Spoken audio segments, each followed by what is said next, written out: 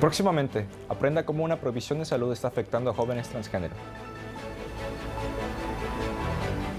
También hablamos de un nuevo proyecto en el norte de Omaha.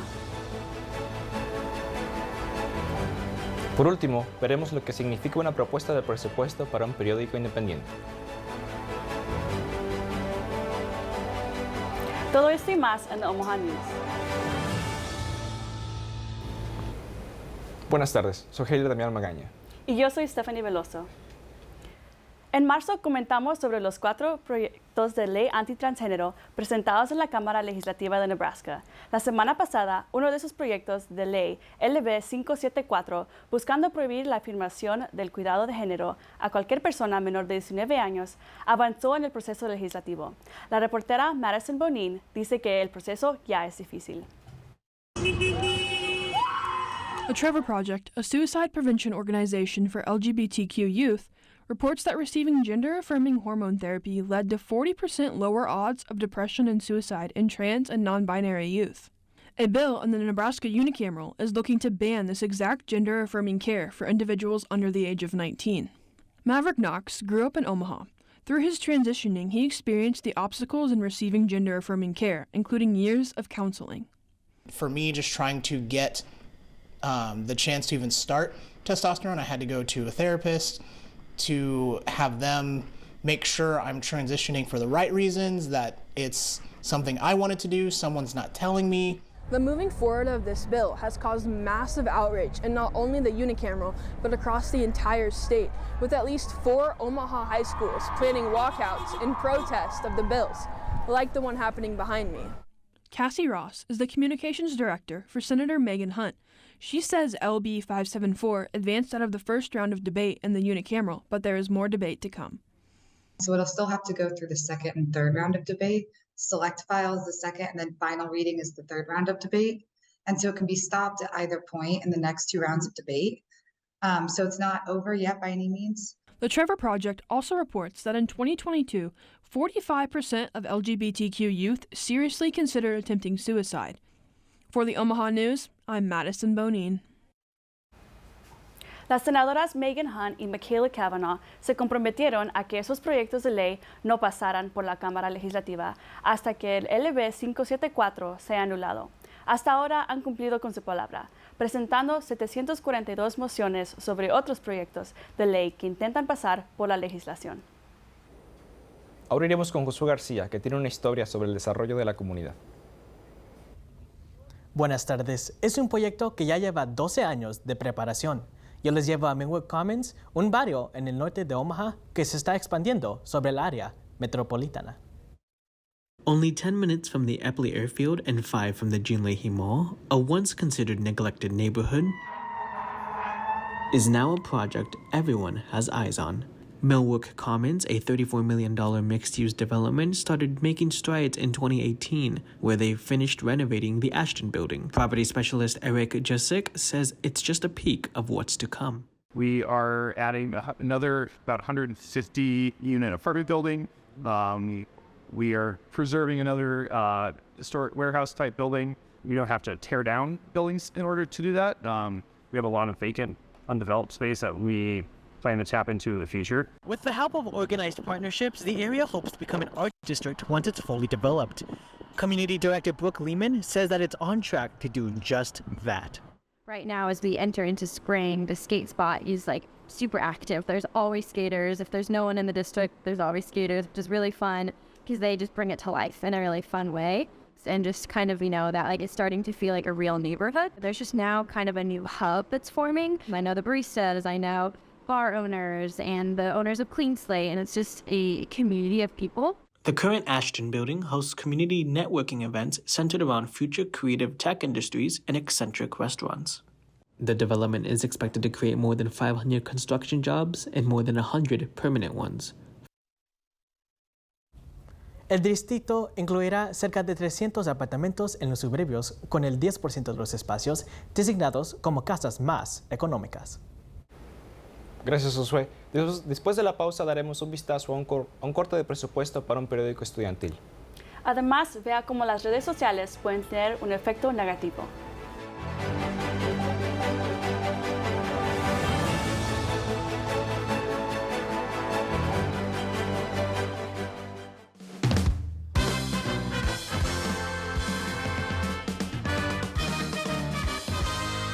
It's a super fun activity. The group only rehearses as needed to prepare for the music that they provide at games. And we're always looking for ways to continue showing what the very talented students in the Maverick Machine are capable of.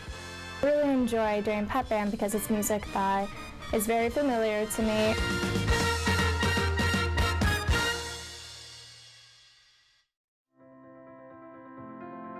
The media landscape is vastly different from the past. Conglomeration and consolidation have changed the skill sets required to succeed.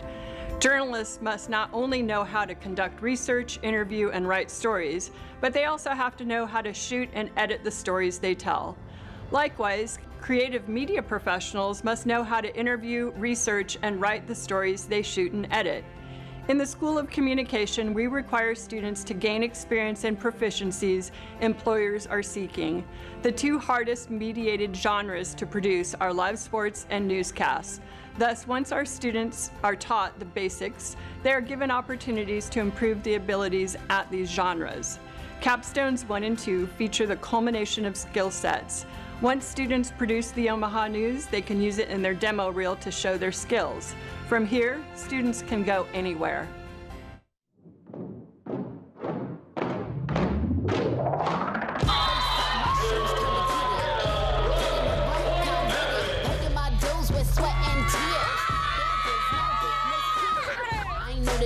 I'm a veteran, wear my battle scars like a letterman's. I done crawled through the mud both streets, so I wouldn't underestimate me.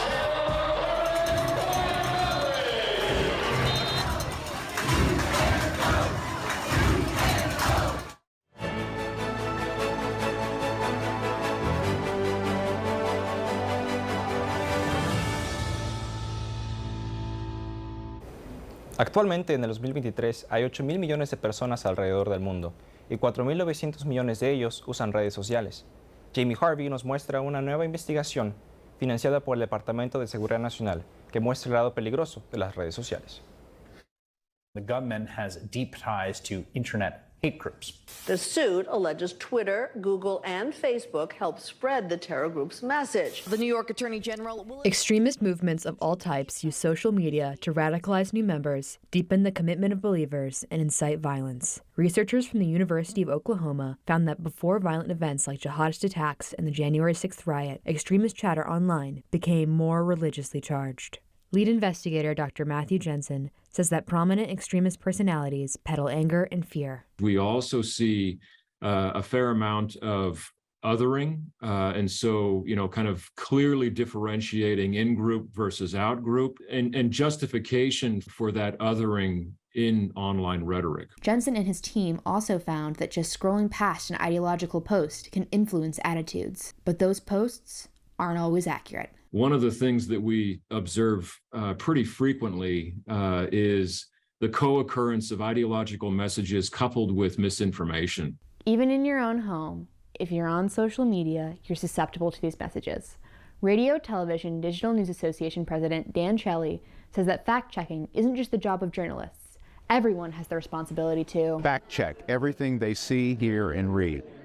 And the way you fact check it, you can go on a site like Snopes.com, but you can check the reputable news site to see if anyone else is reporting that same information. Sobre el tema de la manipulación tecnológica, hace un par de semanas Jamie nos trajo la historia de la tecnología emergente de la clonación de voz, que permite recrear la voz de alguien basada en clips tan cortos como 5 segundos. Si un miembro de su familia le avisa que está en problemas, la agencia recomienda que llame directamente a la persona para confirmar su historia. También recomiendan sospechar de las solicitudes de transacciones electrónicas, tarjetas de regalo y criptomonedas. La Comisión de Presupuestos de Actividades Estudiantiles, SABC, tuvo su última reunión para asignar fondos el miércoles pasado. El periódico dirigido por estudiantes de UNO The Gateway tuvo el mayor recorte en su presupuesto de $35,000. El SABC negó la petición de un aumento del sueldo para el personal del periódico. En su lugar, la decisión fue eliminar el sueldo de los empleados estudiantiles. Miembro del Gateway, Andrew Smith, dice que la decisión tomada por el SABC es muy negativa para el futuro del periódico. We exist for checks and balances with the university, and without the great journalism and the incentives for that, I fear for the stories we will be able to tell. El corte del presupuesto de $35,000 por el SABC fue presentado al Senado Estudiantil el 6 de abril. La editora-en-chief del Gateway, Sarah Meadows, dice que seguirán luchando en contra de los recortes del presupuesto. No se vaya, volvemos con más del primer noticiero en español en The Omaha News.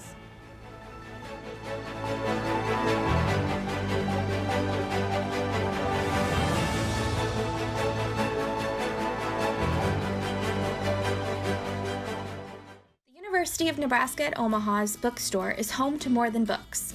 The UNO bookstore accommodates all students' needs with phone and laptop repairs at the iFix UNO station or free residence hall delivery.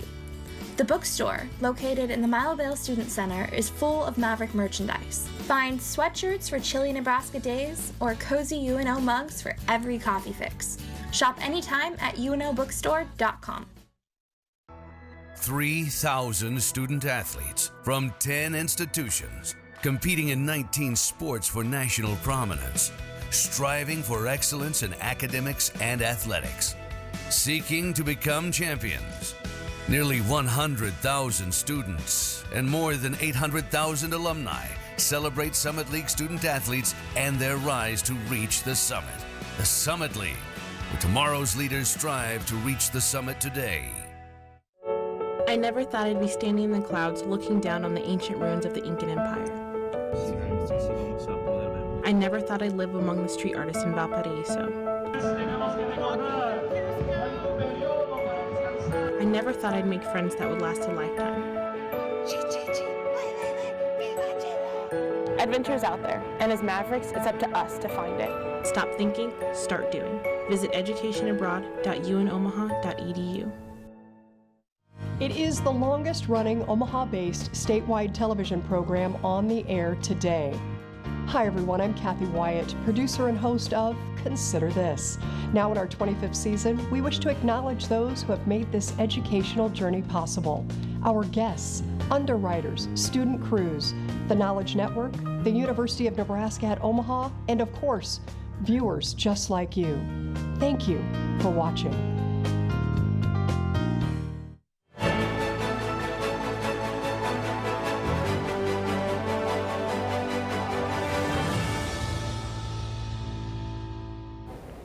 El año pasado se construyeron 155 tiendas de Lego en todo el mundo, según Lego.com. Descubre cómo una tienda de Legos en Omaha podría impactar a los amantes de Lego. With shelves lined wall to wall and drawers meticulously sorted, it might be hard to imagine this is just a basement. But to an avid Lego fan like Caleb Worden, it's much more. Worden says Lego has been a passion he and his father have shared since he was 5 years old. To some master builders, creating mocks or my own creations is where it's at, but Worden's heart aligns with collecting. I just love having all the little characters from the shows and movies I love. I personally love especially collecting the Harry Potter minifigures. He says a Lego store in the area would be a welcome addition to the community. They make a yearly trip to Kansas City, where the nearest store currently resides, and would love to be able to make the extra visits for store-exclusive sets and the vibrant pick-a-brick wall. Worden says his favorite part about Lego is the collecting aspect. Although it can be hard to find sets, minifigures, or pieces no longer sold on shelves, which is where the community comes in to help. LOLUG is an officially recognized Lego user group based out of Lincoln and Omaha. The club is a space for adult fans of Lego to meet, where members are encouraged to bring work-in-progress builds and share ideas for projects. Bennett Holsworth is a rookie to the group. The adult Lego community is pretty vast, and it's kind of interesting to see, just to have that kind of resource locally. Lincoln and Omaha are a hub for builders, hosting a biannual Brick Days event attracting other Lego user groups and fans from all over the country. Holsworth says as an artist himself, Lego is a way to funnel his creativity into one medium. For the Omaha News, I'm Zachary Hill. Los próximos Brick Days serán el 22 y 23 de abril en el Mid-America Center, o puedes empezar a construir ahora en lolgclub.org. Una banda comunitaria de Omaha ha hecho de su misión dar a sus músicos de diferentes trayectorias un lugar para reunirse y hacer música. En In 1977, Darwin, better known as Tony Snyder, created the Nebraska Wind Symphony, a community concert band based out of Omaha. Dale Irvin is the current president of the NWS Board of Directors. He says Snyder had recognized community musicians wanting a place to play their instrument after finishing their respective programs in school. To where people that love band music could continue playing after they were done with school.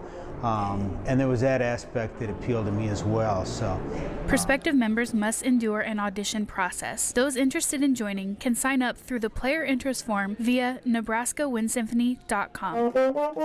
Oh, don't mind me. I was just warming up for my audition. Irving says that in order to join the Nebraska Wind Symphony, you don't necessarily need to have a career in music. You just have to know how to play your instrument and have a love for band. Now, where was I? Brian Lund is a trombonist and former board president for the Nebraska Wind Symphony.